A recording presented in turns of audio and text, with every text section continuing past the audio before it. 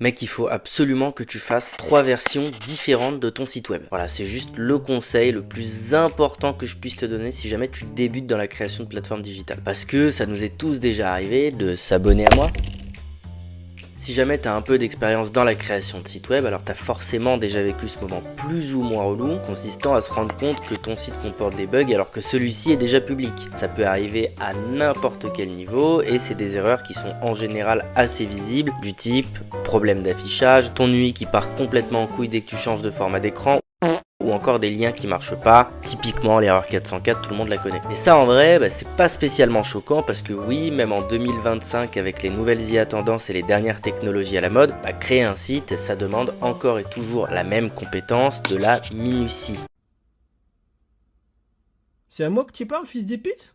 Parce que le simple fait même de lâcher un espace en trop dans un de tes liens peut juste complètement niquer l'arborescence de ton site web et donc le plaisir de sa navigation. Mais alors comment on peut pallier à ce problème finalement? T'es pas bête, hein, je l'ai quand même dit tout à l'heure, t'as juste besoin de faire 3 itérations différentes de ton site web. D'abord t'as la première version étant la version publique. Dès que tu finis une mise à jour, que tu la peaufines, que tu vois qu'elle n'a aucun bug et qu'elle te convient esthétiquement parlant, t'as plus qu'à la publier pour la rendre visible à tous. Ensuite t'as backup ou sauvegarde. En gros, c'est ta dernière mise à jour fiable en date qui te permet, si jamais tu as un problème avec ton site actuel, de retourner en arrière juste le temps de corriger les imperfections. Et enfin, tu as la troisième et dernière version qui reste clairement ma préférée et de loin, c'est tout simplement la version crash test de ton site web, itération hébergée localement et donc privée, dans laquelle tu vas pouvoir faire un petit peu ce que tu veux et travailler en avance sur tes prochaines mises à jour. Tout ça te permet de travailler de manière fluide et constante sans pour autant risquer